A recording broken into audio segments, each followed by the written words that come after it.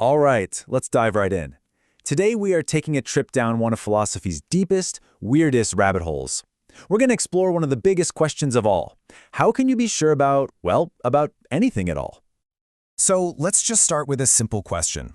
Are you dreaming right now? No, seriously. Think about it for a second. How do you actually know that this, right here, isn't just part of some incredibly detailed, super realistic dream? And here's the real kicker. How could you prove you're not?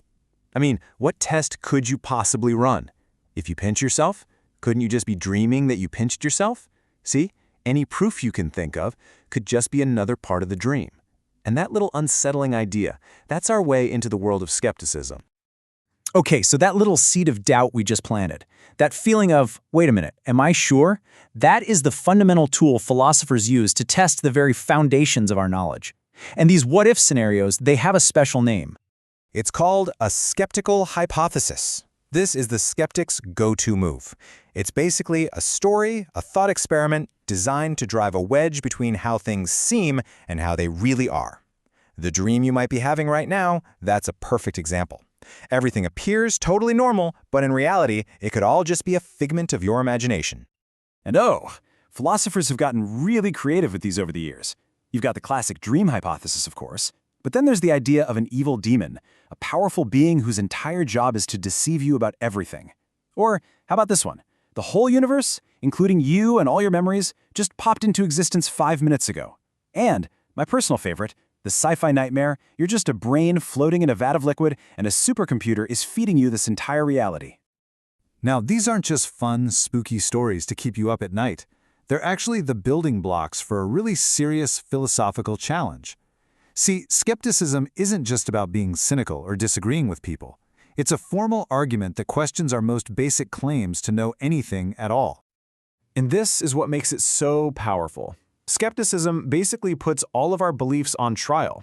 It looks you right in the eye and asks, what gives you the right to say you know that? Or, is your belief actually justified? Are your reasons for believing what you believe actually any good?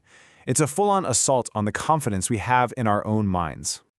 But, this challenge isn't a one-size-fits-all kind of thing. It turns out there are different ways to be a skeptic. Philosophers usually break it down into two main flavors, and it all depends on just how much you want to doubt. And the difference is huge. On the one hand, you've got general skepticism. Think of this as the nuclear option. It says, we can't know anything, period. The whole system is broken. But on the other hand, you have selective skepticism. This is more like a surgical strike.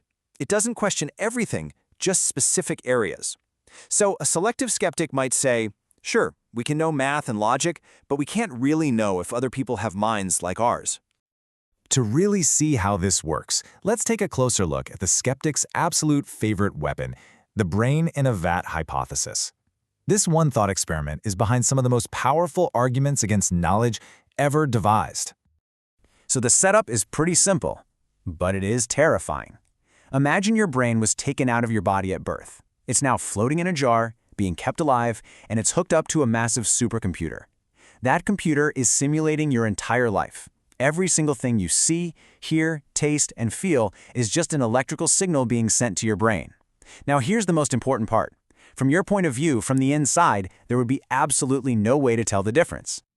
Okay, so starting from that scary scenario, the skeptic builds this brutally simple argument. Let's walk through it. First premise, I don't know that I'm not a brain in a vat. Okay, that seems plausible, right? We just said the two realities would feel exactly the same.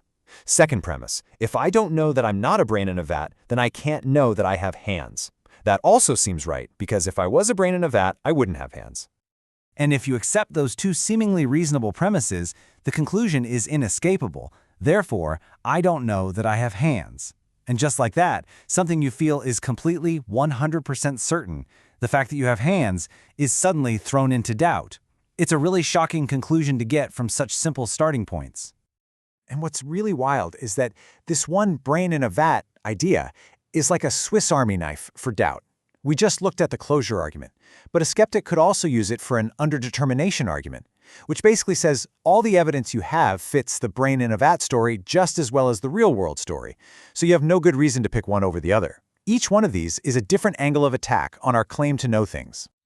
So at this point, you're probably thinking, okay, this is kind of unsettling, but what is the point of all this? Are we just supposed to believe we know nothing? And the answer is no, not at all. There's actually incredible value in facing up to these crazy doubts. Look, the real goal of philosophical skepticism isn't to convince anyone they're actually a brain in a vat. In fact, very few philosophers actually believe that. The shocking conclusion isn't the important part. The journey to get there is. What skepticism really does is act as a stress test for our ideas about knowledge.